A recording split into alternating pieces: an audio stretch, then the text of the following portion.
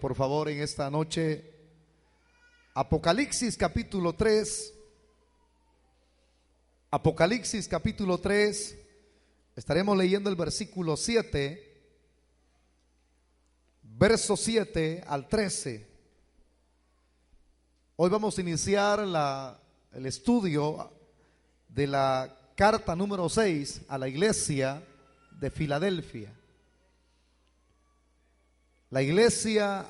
La carta a la iglesia de Filadelfia. Únicamente nos va quedando una, que es la carta a la iglesia laodicense, la Odisea. Dice el versículo 7 de la manera siguiente: escribe al ángel de la iglesia en Filadelfia, esto dice el santo, el verdadero, el que tiene la llave de David, el que abre y ninguno cierra, y cierra y ninguno abre. Yo conozco tus obras.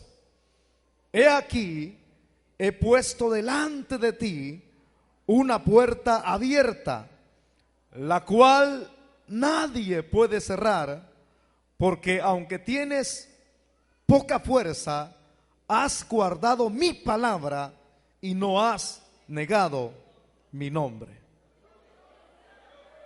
Vamos a leer hasta aquí nada más, por favor tome su asiento. No vamos a leer hasta el verso 13 porque solamente en el tiempo que nos vamos a llevar va a ser en la introducción nada más, porque cada carta que Cristo envía, no me gusta iniciar el estudio y yendo al grano, sino que tengo que explicar un contexto histórico, el cual nos va a dar mayor comprensibilidad para poder entender lo que son los inicios de esa carta. Vamos a iniciar entonces con la introducción de esta noche, la carta a la iglesia de Filadelfia. Primeramente quiero entrar en detalles con lo que es el preámbulo histórico, porque es muy interesante conocer quién fue el que fundó esta iglesia, en qué tiempo, y quién fue la persona que Dios usó. Pues para tener una mayor referencia respecto a esto, el fundador de la iglesia de Filadelfia fue el mismo apóstol San Pablo.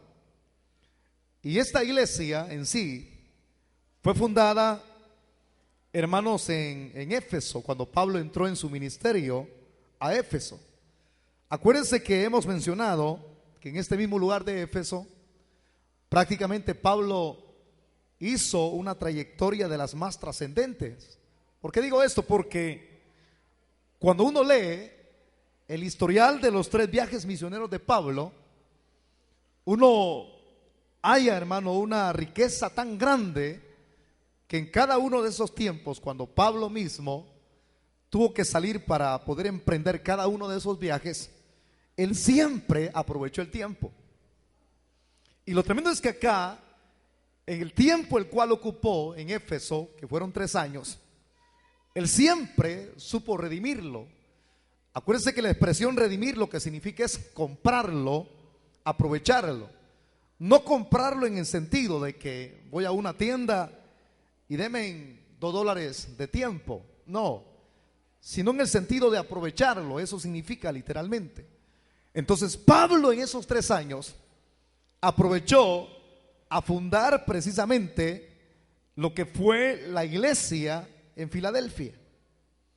Por ejemplo, él la fundó algunos años cuando el mismo Juan, el teólogo, que es el escritor de Apocalipsis, cuando éste habría de escribir algunos años posteriormente el Apocalipsis, fue cuando se fundó precisamente esta iglesia de Filadelfia. La referencia las tenemos nosotros en el libro de los Hechos, capítulo 19, del versículo 10 en adelante. Si usted quiere llevar sus propios apuntes, ahí se encuentra cuando él funda esta iglesia. Pero otro detalle importante, que aparte de haber fundado esta iglesia, el dato histórico, el cual se lee, fue fundada en el 189 antes de Cristo. Quiero que marquemos la diferencia, hermano, acá.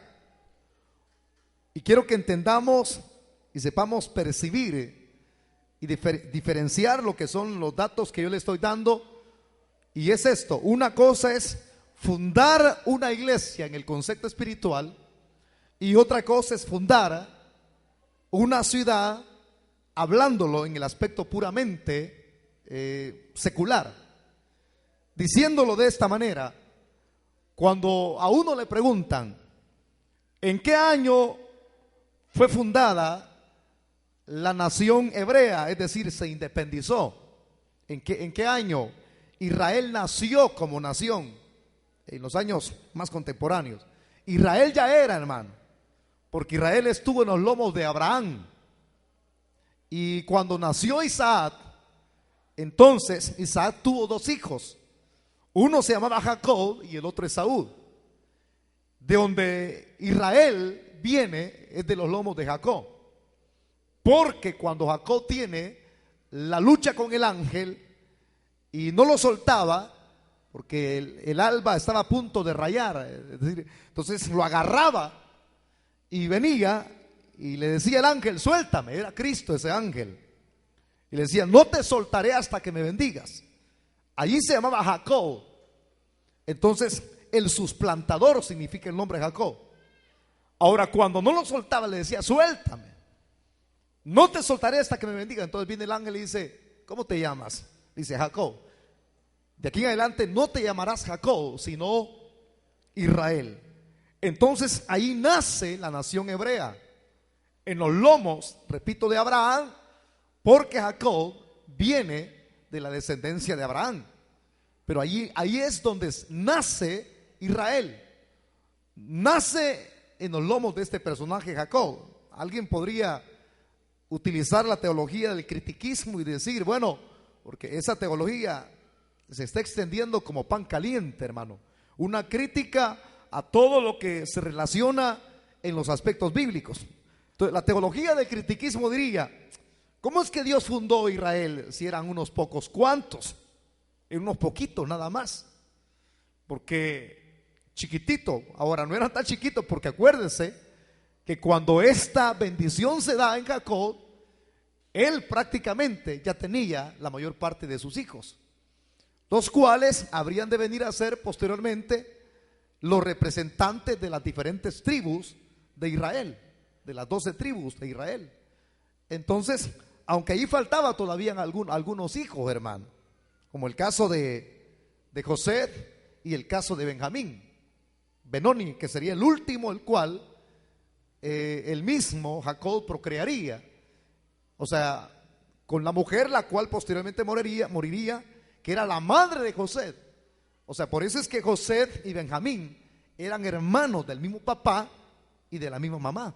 Ahí los demás, aquellos, eran hijos de las diferentes, la otra esposa que tuvo Jacob, pero algunas de ellas daban sus concubinas para poder seguir adelante con la descendencia, con la prole. Fue así como llegó a tener muchos hijos Jacob, aunque esto que le estoy mencionando no era agradable a Dios, porque Dios jamás aprueba el adulterio, hermano.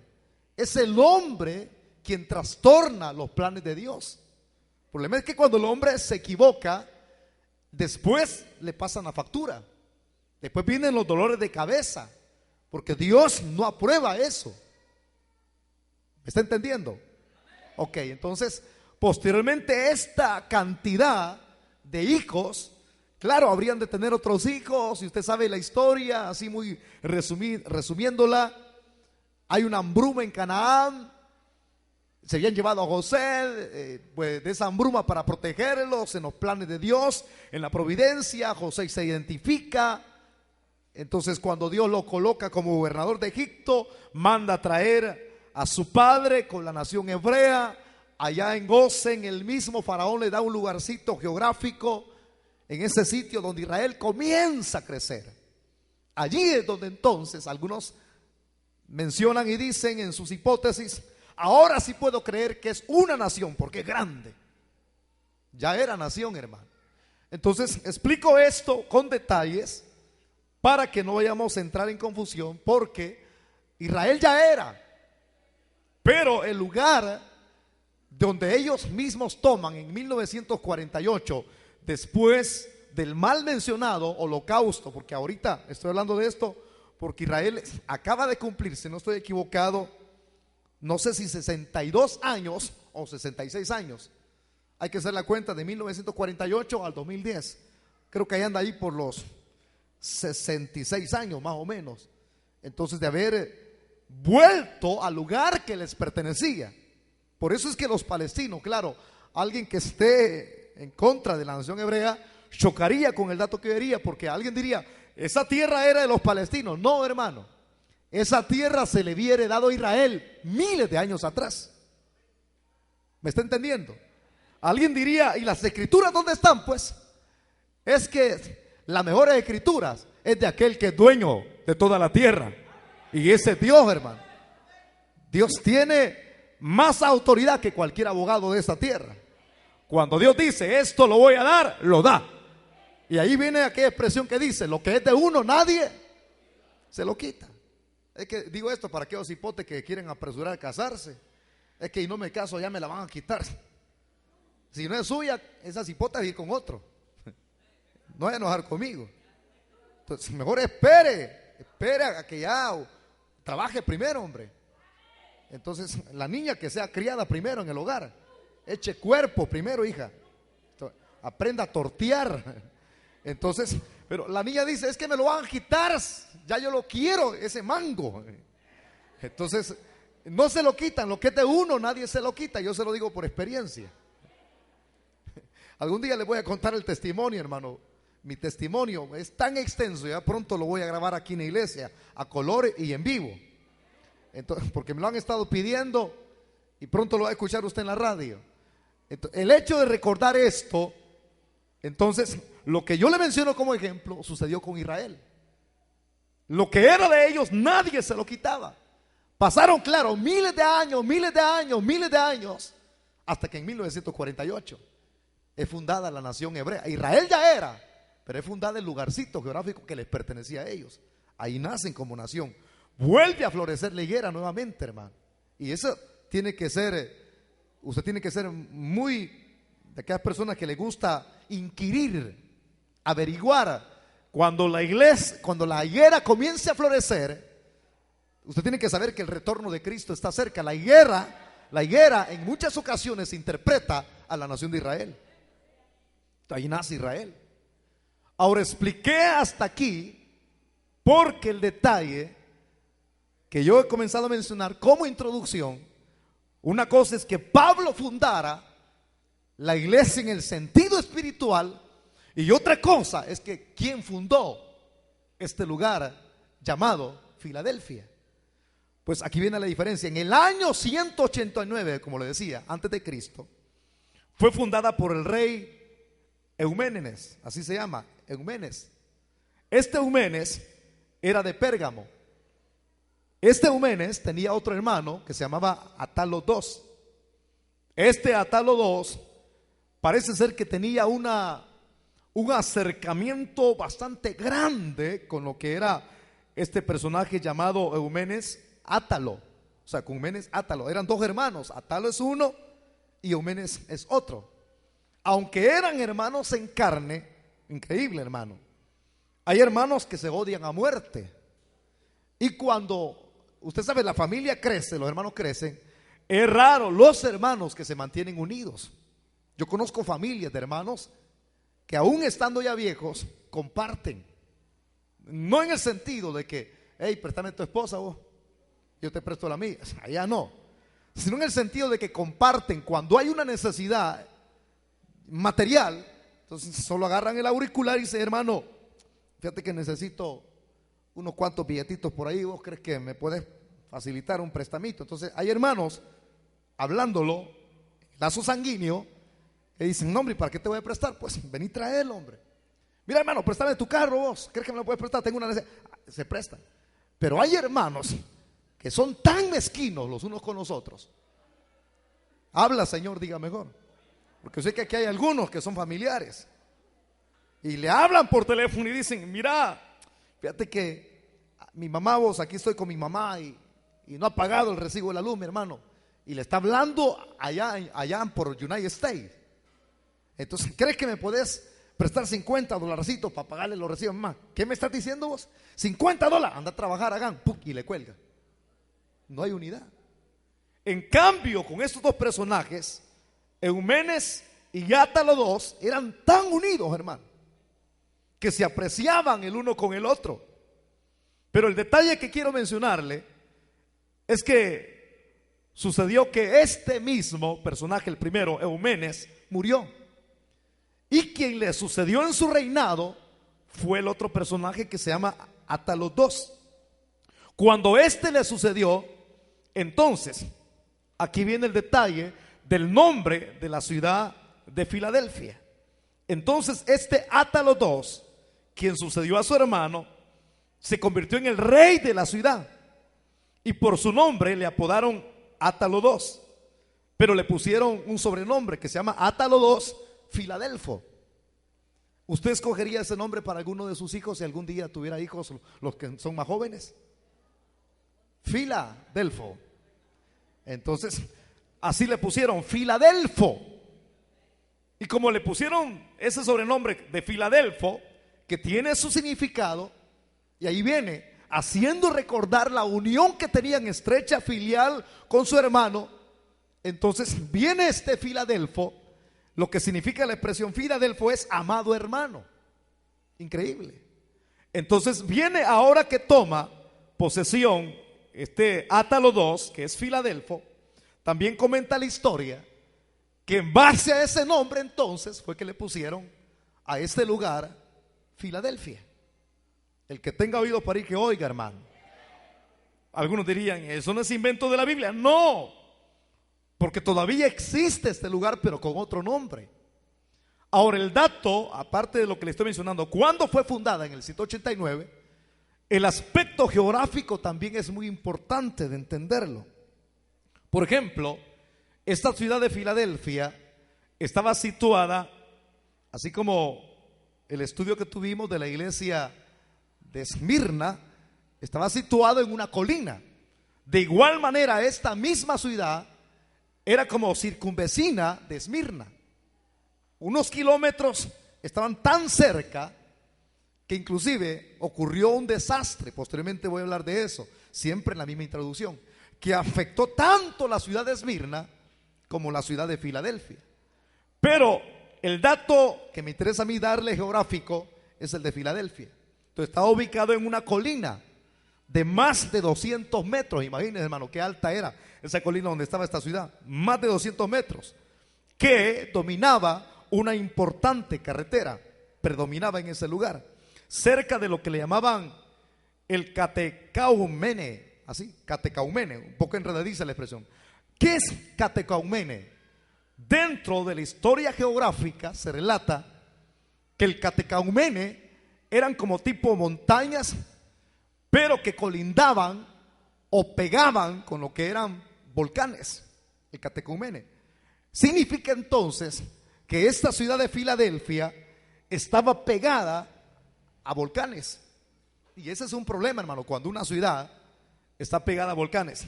El día de ayer yo estuve viendo un dato que me intrigaba y lo vi por 1 hora y media. Yo es raro que vea, me gustan los datos para poder poner ejemplos.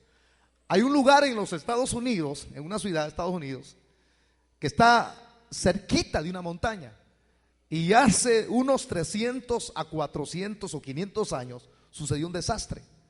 Claro, esa montaña está a cientos de kilómetros de esa ciudad. Pero hubo un desagüe terrible. No explotó un volcán, aunque está cerca de volcanes.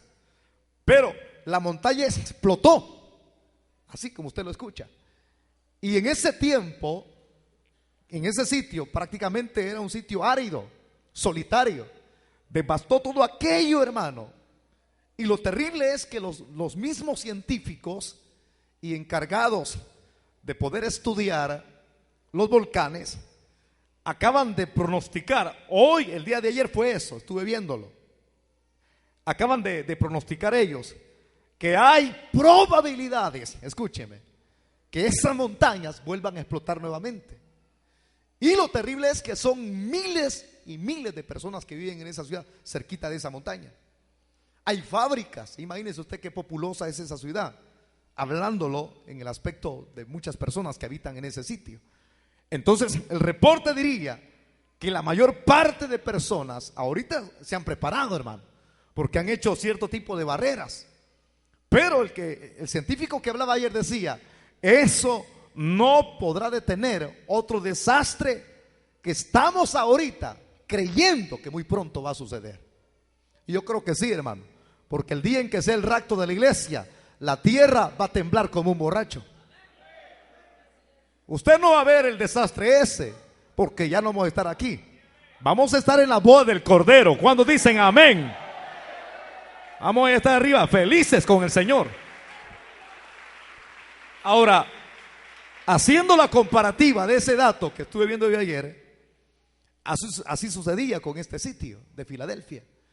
Estaba en una montaña en lo alto, 200 metros. Significa entonces que estaba proclive a que esa ciudad sufriera un desastre si está cerca de volcanes. Es como el caso de Santa Ana.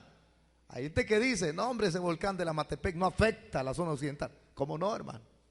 Con que cuando expulsó magma, que fue poquito, ceniza, un poquito, parte, algunos de los que viven en las Victorias sabrán que lo que estoy diciendo es cierto.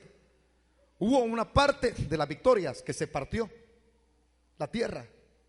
Hubieron partes de aquí, no sé si llaman el Cuje o el Jute o Cojute, no me acuerdo. Adelante las flores, el Jute, el Cuje, que la gente le pone nombre equivocado. Entonces, dicen que ahí también hubieron evidencias de ceniza que cayó. Desde allá, hermano, está lejísimo. Imagínense, y este es que no explotó ese volcán. Si explotara, algunos preguntan, ¿afectaría la zona occidental? Es que todos los volcanes están conectados, hermano. Como que si explotara el Chaparrastique de San Miguel. Eso fue terrible cuando yo era un chiquito, un niño. Ese animal pasaba encendido usted. Y toda la gente diciendo, aunque sean los palos nos vamos a montar como que fuéramos micos. Nadie escapa del juicio de Dios cuando es juicio de Dios, hermano. Hay peligro estando ese volcán cerca. Por eso es que este dato tiene que guardárselo usted porque es muy importante. Ahora, aparte del dato geográfico, también dentro de la cultura de Filadelfia, por ejemplo, en esta ciudad, los mismos encargados de administrar la ciudad de Filadelfia, ellos estaban tan interesados tanto en el comercio como en la cultura, pero el aspecto primario de ellos era la cultura. ¿Por qué? Porque alguien que administra, está al frente de un gobierno, lo primero que tiene que interesarle es la cultura de su ciudad. Una persona sin ser culturizada todo el tiempo se mantiene siendo una analfabeta. Una persona que no es culturizada, esa persona ignora las verdades de lo que se da en ese país, de todo lo que se les enseña. Si lo ignoran, entonces cuando hay carestía de conocimiento, ya sea secular, que es lo que estoy poniendo como ejemplo primeramente, entonces la persona es proclive a ser engañada, a que le cuenten historias o mitos que no son ciertos, porque un mito es algo que no es cierto. Por eso es que toda nación tiene, o todo presidente tiene que esmerarse, que lo primero que tiene que ver en su nación es que todos tienen que ser culturizados. Por eso es que de ahí se deriva la expresión culto. ¿Por qué? Porque cuando venimos a la iglesia, aquí venimos a ser culturizados, pero no en el área secular, sino en el área espiritual.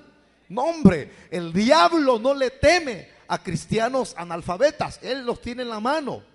El diablo no le teme a ese tipo de creyentes que allá una vez al año desempolvan la Biblia.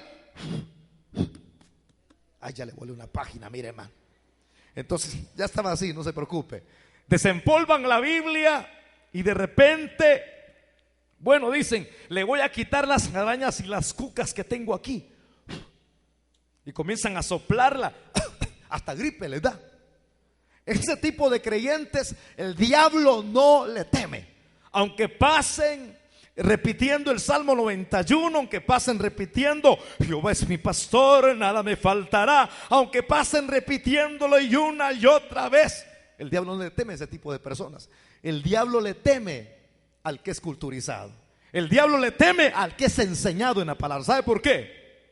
Porque cuando una persona es enseñado en la palabra, esa persona está preparado. ¿Por qué? Porque la palabra es la espada del cristiano. Y la espada no es algo que se carga superficialmente para andar planteando, decimos nosotros cuando alguien anda planteando, y algunos dicen de ustedes, dicen, es a saber de qué se la pica. Así dicen algunos, ¿verdad? En el vulgo de afuera, a saber de qué se la pica. Óigame bien, si usted es creyente de verdad, píquesela de verdad, hermano, porque lo que Dios nos ha dado no es para andar aparentando ni dando carita. Lo que Dios le ha dado, más que utilizar lo externo, tenemos que guardarlo en el corazón para ponerlo por obra, la palabra bendita de Dios. Así es que si usted aprende acá, píquesela, está bien, píquesela, pero cada cosa que aprenda le va a servir. Por eso es que Cristo, cuando el diablo apareció para tentarlo, él recurría a la palabra. Una persona que ignora, que no es culturizada en la palabra, se le olvida todo. No haya que hacer cuando el diablo viene y dice, hoy te voy a hartar. No, hombre, hermano, cuando uno aprende la palabra, dice, tú me vas a hartar a mí. No, hombre, estás equivocado, Satanás. El Señor te dejó cholco. Cuando murió en la cruz del Calvario, te aplastó la cabeza, dice la palabra de Dios. Una persona que es enseñada sabe eso. ¿Cuántos dicen amén? Pero un ignorante no. Un ignorante es, cuando alguien ignora, bien se le echa de ver, hermano. ¿Qué? ¿Usted sabe lo que dice la Biblia? Sí, Pepe. Comienza a disparar la metralleta, Pepe. No, cuando alguien sabe la palabra, dice, escrito está. Escrito está. Escrito está. Por eso es que se le quite a usted de su mente el poder cuando enseña la palabra. Si usted es líder, cuando enseña la palabra, nunca diga, yo pienso. No, que se le quite ese tipo de léxico, esa maña. Una cosa es lo que usted piensa. Lo que piensa puede ser algo equivocado, alguna cosa chueca que oyó por allá. Usted diga lo que la Biblia dice. Ahí se pone quieto al diablo. Lo que la palabra dice, no lo que yo pienso. Por eso es que acá alguien diría, yo opino. Cállese, no opine. Aquí quien tiene que hablar es la Biblia. No, yo opino que el huevo nació primero. No se meta con el huevo, ni con las gallinas. Métase con la palabra. Entonces, una persona que sabe de la Biblia tiene donde agarrar. El diablo dice, con esta enfermedad te voy a matar. Pero usted dice, con el conocimiento de la palabra, Él llevó mis enfermedades en la cruz del Calvario.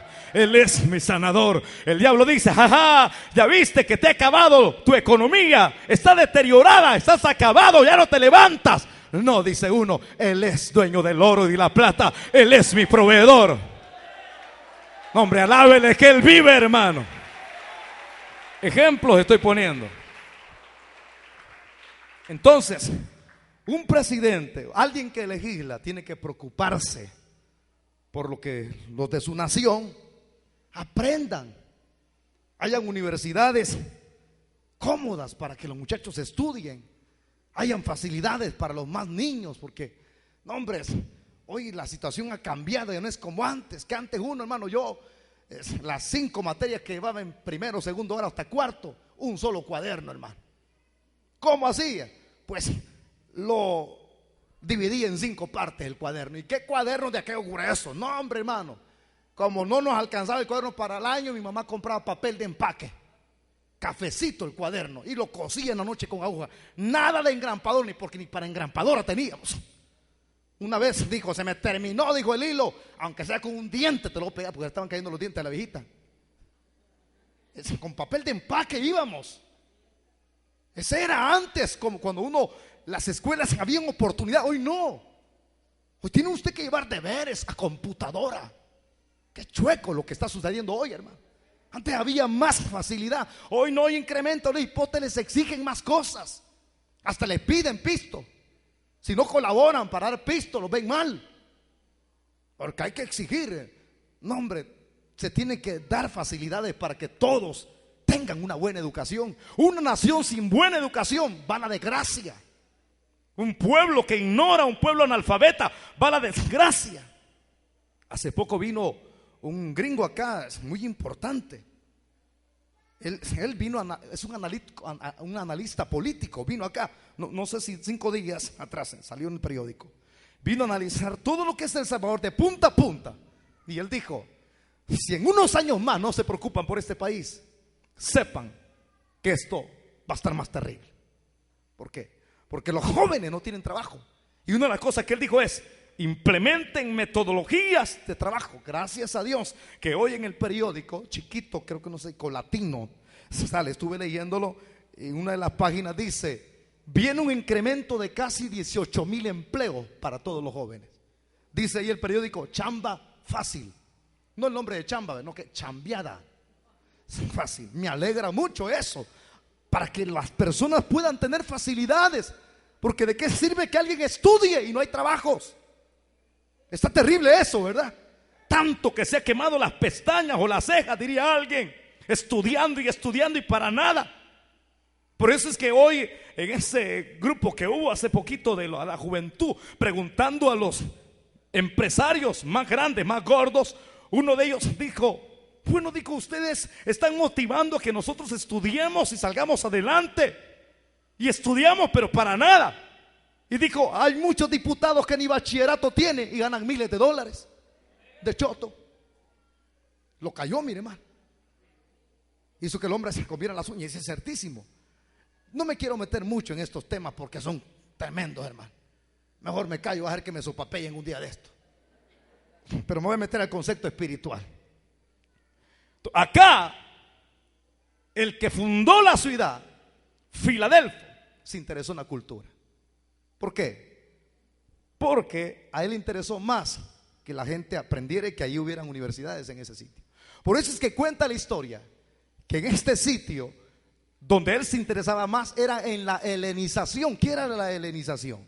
Es la cultura griega. A eso se llamaba la cultura helénica, que se expandiera. Por eso es que algunos dicen que en este sitio de Filadelfia fue donde se expandió la cultura helénica, porque allí fue el centro de la cultura helénica, en este lugar, por la gente que aprendió. Y por eso es que me interesa a mí, como este Filadelfo, que aquí sea el semillero para todo Occidente, hermano. Que el que venga a este sitio aprenda la palabra, y que algún día, al sentir el deseo, el llamado de Dios, y diga, hermano Wilber, quiero que me dé oportunidad de irme a predicar a Sonsonate.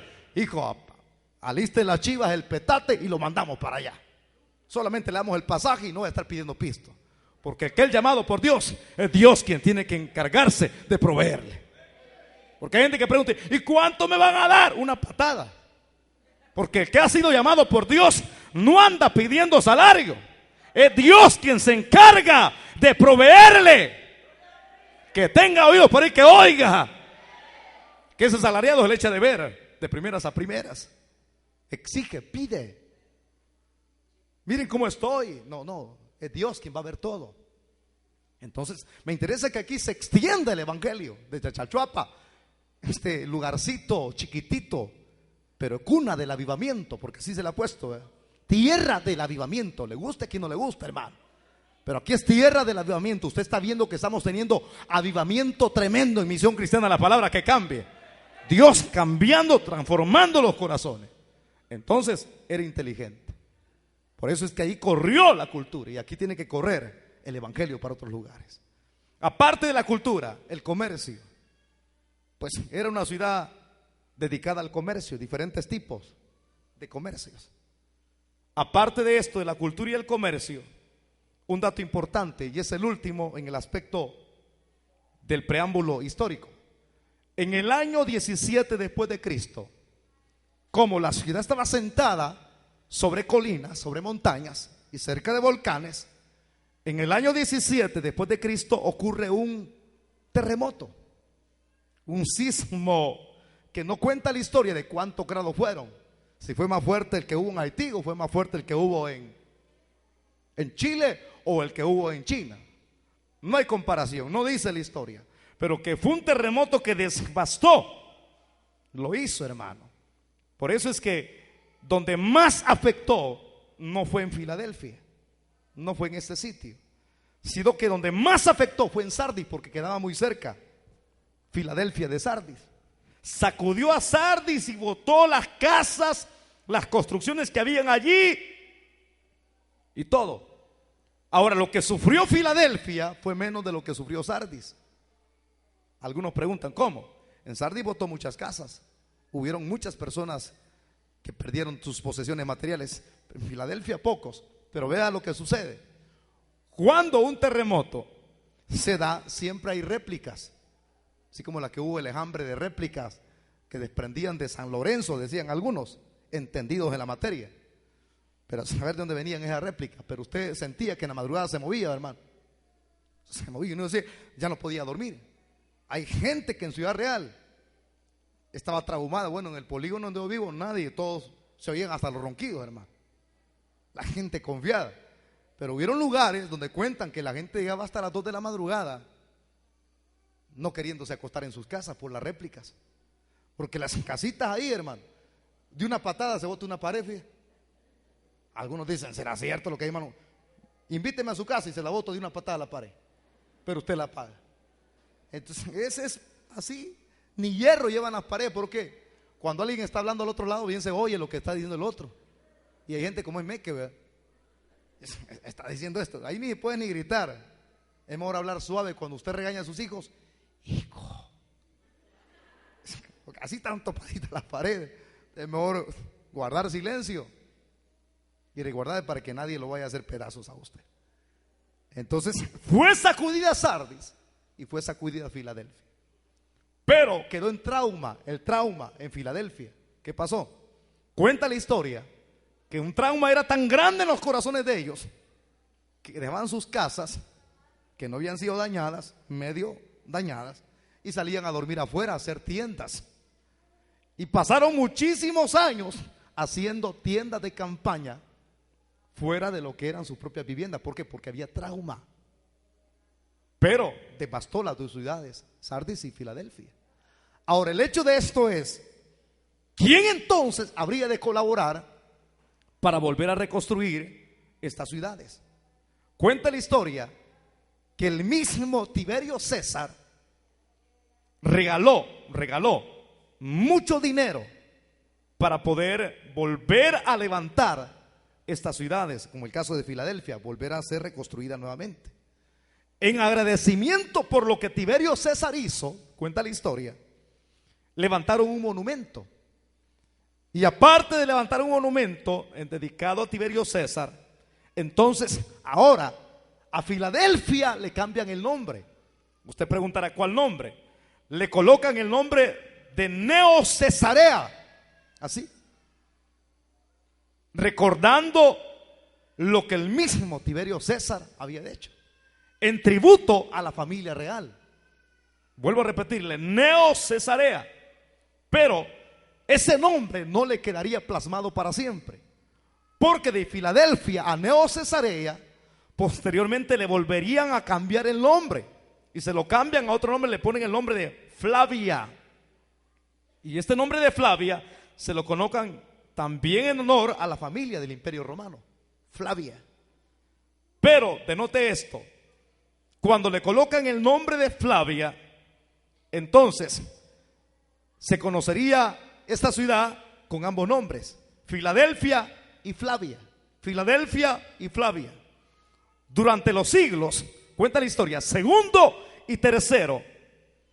Ahora, después de lo que relata el periodo histórico, ya no volvería a llamarse de esa manera, hoy que los años han transcurrido, con esos 2 nombres, en el siglo segundo y tercero, sino que ahora, en la actualidad, por ejemplo, si alguien pregunta, se llama Al-Aqsher, porque queda en el Medio Oriente, la ciudad de Filadelfia.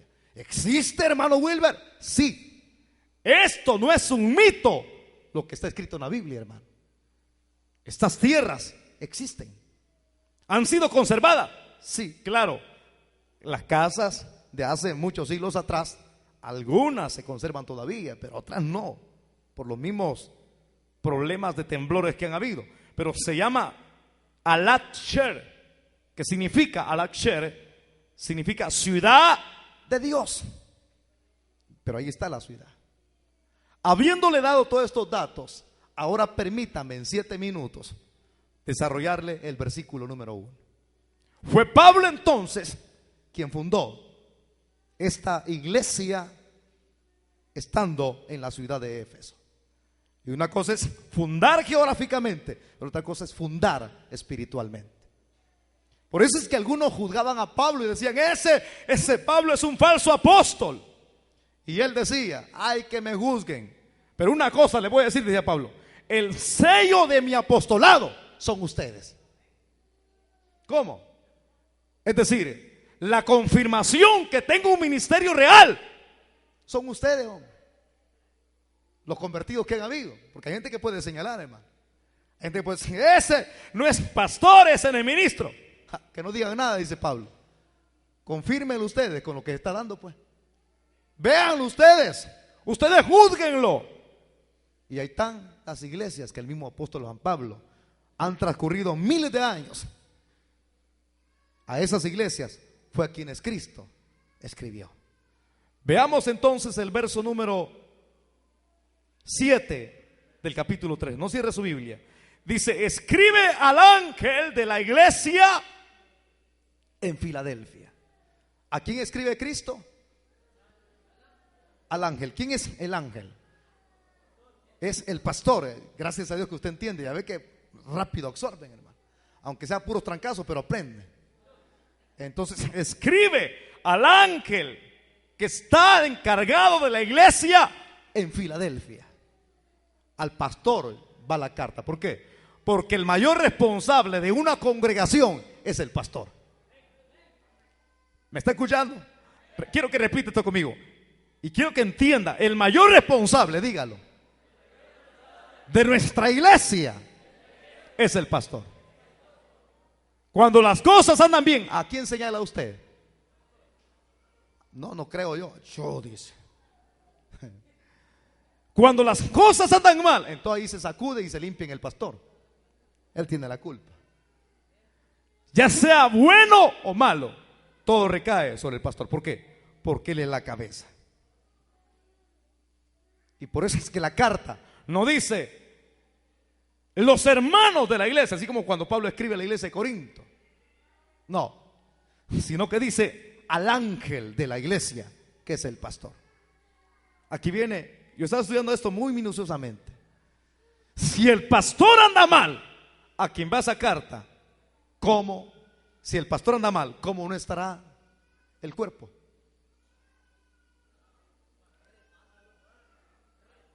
¿Ah?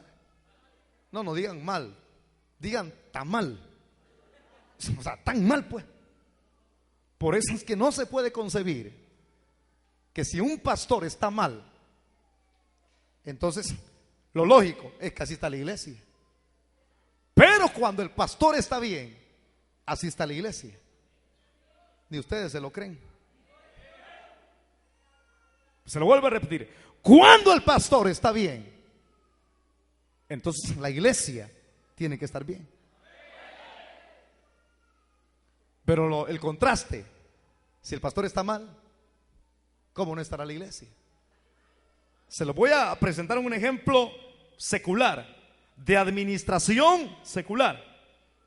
Cuando Jezabel la bruja se casó con Acab por hacer una alianza, ¿en qué se convirtió Acab? Se lo voy a decir en síntesis. Se convirtió en un monstruo idólatra. Él era el que legislaba a Israel. Cuando Acab cayó en idolatría, ¿En qué cayó Israel? Hombres, no es raro entonces comentar la porción que ellos estaban claudicando en un doble pensamiento, diciendo, ¿será Jehová Dios o será Baal? ¿Pero por qué estaba Israel así? Porque su líder así estaba. Pero cuando el líder tiene celo y está bien parado con Dios y agarrado de Dios y es un hombre santo, ¿cómo no estará la iglesia? claudicará un pueblo. San Martín es Dios. Cuando pase por México, voy a entrar a la capilla de la Guadalupana y voy a brindarle honor. Si ha estado en una iglesia donde se le enseñan principios y convicciones acerca de la palabra, no, hombre, yo no me arrodillo a ningún ídolo, hermano. ¿Por qué? Usted lo dirá, porque así nos ha enseñado el pastor. Pero si el pastor anda chueco, ¿cómo no andará a la iglesia? Por eso es que el pastor es el responsable, porque a él Dios le va a pedir cuentas. Entonces, a él va dirigida la carta al ángel de la iglesia en Filadelfia, al encargado. Y viene, esto dice el santo. ¿Quién manda la carta? Y ahí viene y la lee. Voy a agarrar esta porción de la Biblia. No se extraña, hermano. Yo la pego después con saliva, perdón, con pega. Entonces, viene y la lee. Y está leyendo, sí, para ti va la carta. Y esto dice quien te la manda. ¿Cómo se llama? El santo. ¿Cómo? El santo. Sí. ¿Quién la manda? El santo, dice aquí. Pero ¿quién es ese santo? ¿Qué significa la palabra santo? Es muy interesante. La palabra santo es un título que se le da a Jesucristo. En el Nuevo Testamento es un título mesiánico, en el Nuevo Testamento. Pero aparte de ser un título mesiánico, la referencia a Cristo como el santo en que envía la carta, lo que significa es estar totalmente separado del pecado. Wow, quien envía esa carta no es un hombre común y corriente, dice el pastor de la iglesia de Filadelfia. No entendé que no es un pastor común y corriente. ¿Por qué?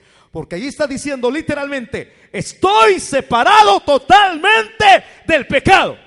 Si alguien juzga diría: y no hay ninguna mínima parte que tengas contacto con el pecado. No, es cierto, explicaría él, que fui el que asimilé una naturaleza igual que la de ustedes. Pero la misma palabra de Dios dice en Hebreos que él fue tentado en todo, pero sin pecado. Ahora entiende quién está escribiendo. Dígalo fuerte conmigo: quien escribe es el santo de santos. Y la Biblia dice que Dios es 3 veces santo. ¿Cuántos alaban al Señor? Alguien que es puro, escribiéndole a alguien con debilidades.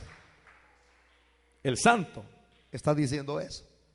El que está completamente separado del pecado.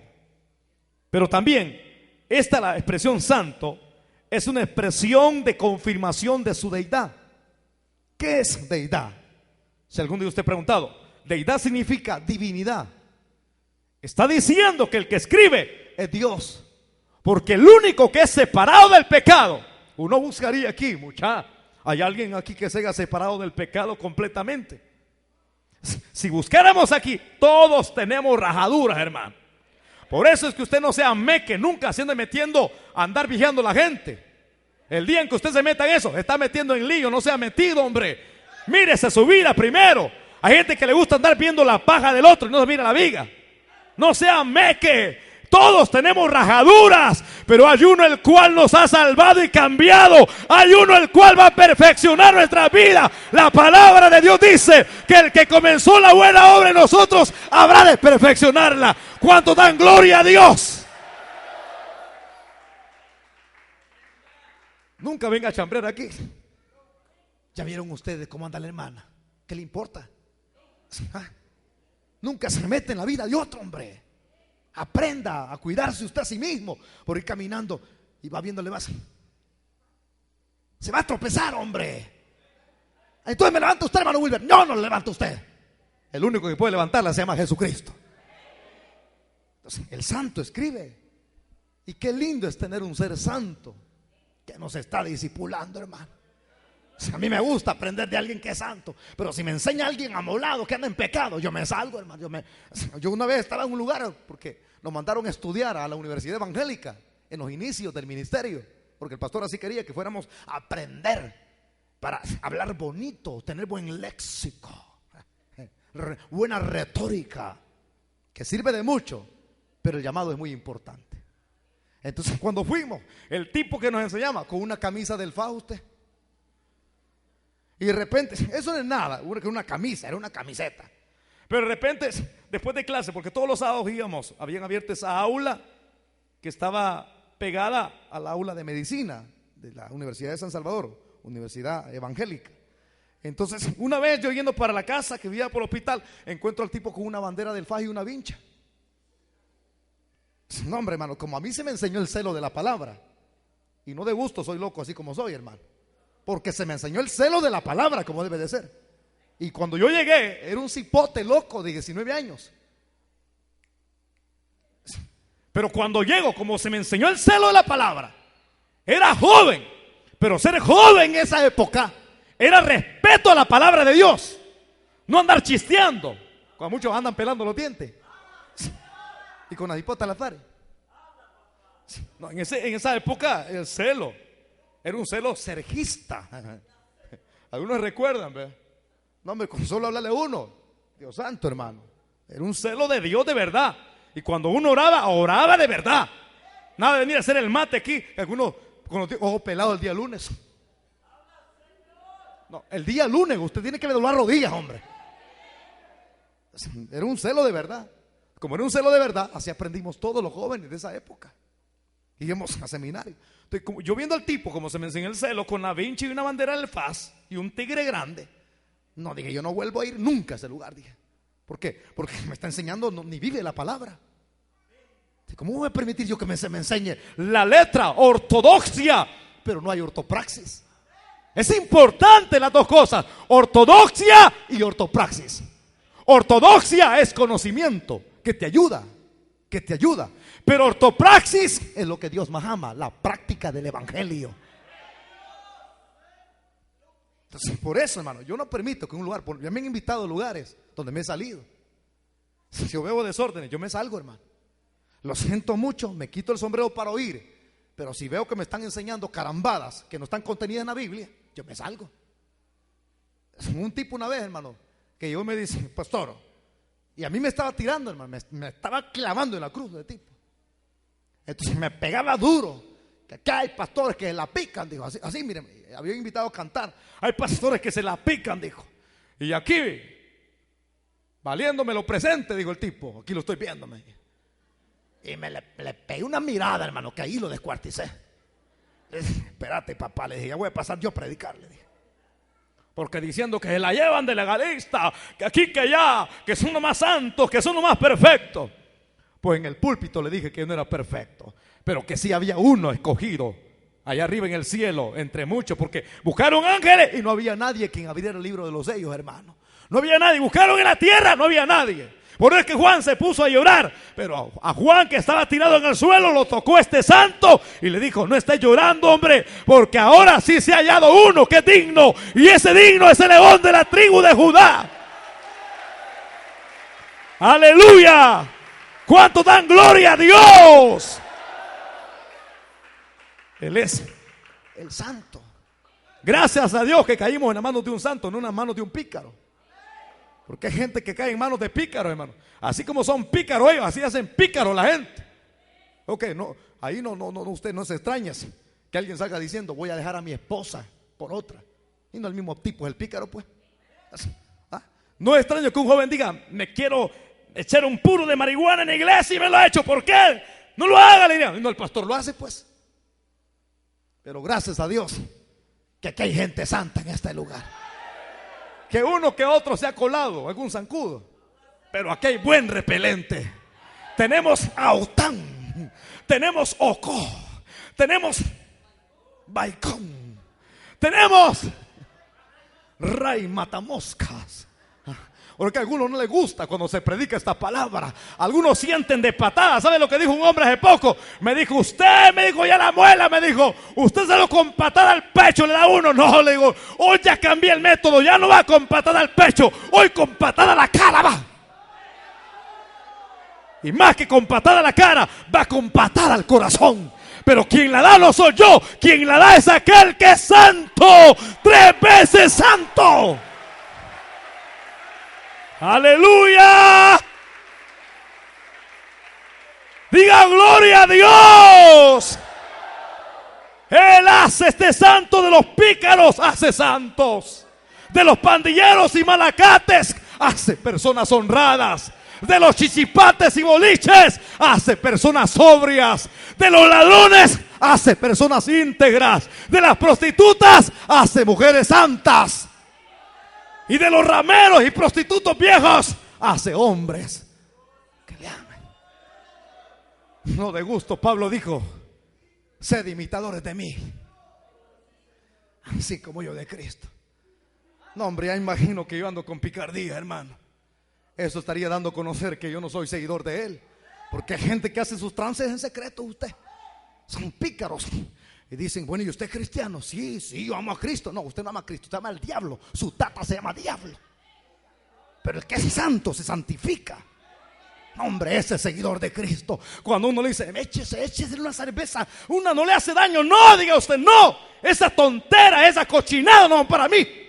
Que le van a decir: échese un cigarro. No, al carajo con los cigarros. Échese un puro de marihuana. Sigue robando, métete a la pandilla, métete a la droga. No, usted diga: no, porque el que me ha llamado es fiel, es santo. Alábele que él vive, iglesia. Yo lo concibo. Por eso es que se identifica como el santo. El mensaje está bueno, pero me da pena sacarlo a las 10 de la noche. Cierre sus ojitos, hermano. Vamos a hacer una oración. El que es santo te ha llamado para que tú también seas santo. O no te has apartado del pecado. Esa es una seña de que tú no eres seguidor de él. Increíble el que nos está hablando. Este no tiene ninguna rajadura, hermano, ningún orio. Critiquen como lo quieran hacer desmedidamente en contra de Cristo. No van a hallar nunca errores. Escriben libros a saber qué hacía con las mujeres que él tenía, decían algunos, con la María Magdalena. No importa la teología del critiquismo, él fue sin mancha y sin pecado. Algún día nosotros vamos a ser como él cuando estemos allá arriba. Aquí lloramos, apenas tenemos la santidad posicional y vamos luchando por la santidad progresiva. Pero un día tenemos la esperanza que tenemos tal como él es, hermano. ¿No se alegra usted? Yo quiero hacer 2 llamados. Pónganse de pie las personas que le van a rendir su vida a Cristo en esta noche. Si hubiera alguien que le va a rendir su vida al Señor, póngase de pie. Si hubiera alguien también que necesite reconciliarse, póngase de pie. Voy a orar en esta noche ya. Alguien que no anda caminando conforme a lo establecido por la palabra. Quizás usted nunca le habían enseñado esto. No, ya me enseñaron que podía hacer de todo yo. Que no hay problema si tengo otra mujer y sigo chupando. El que le está enseñando, el que le enseñó eso, era un fino pícaro. Con los labios le honraba a Dios, pero su corazón estaba apartado de él. El que es seguidor de Cristo se santifica, vive para él. Hay alguien que se pone de pie. Voy a contar hasta 5 y termino. 1. ¿Hay alguna persona que necesite rendirle por primera vez su vida a Cristo? Póngase de pie. O necesite reconciliarse con Dios. Hay algo que usted guarda que no le deja crecer espiritualmente, ni crecerá. Porque el que encubre su pecado, dice la Biblia, no prospera. Pero el que lo declara y se aparta de él, haya misericordia. ¿Hay alguna persona que se pone en pie? 2. ¿Hay alguien? 3. ¿Hay alguien que se pone en pie? 4. Voy a orar ya. ¿Hay alguna persona en esta noche que quiera venir a Cristo? Póngase de pie. No se quede con el deseo. 5. ¿Hay alguien? ¿Hay alguien que se pone en pie? Hagan una invitación, hermanos diáconos. Yo siento que ya hay personas Por uno vino Cristo a morir en la cruz del Calvario. Este no es un lugar común y corriente. Es donde se reúnen los santos, aquellos que han sido apartados del pecado, pero con errores. No hay iglesia perfecta. De todos hay gente con errores. Iglesia imperfecta siendo moldeada por un Dios santo. Hay alguien que se pone en pie. Vamos a orar. Hay alguna persona que acepta la invitación que le están ofreciendo en esta noche. Hay alguien. Voy a orar en este instante. Levantemos nuestras manos. Padre que estás en el cielo, te damos la gracia.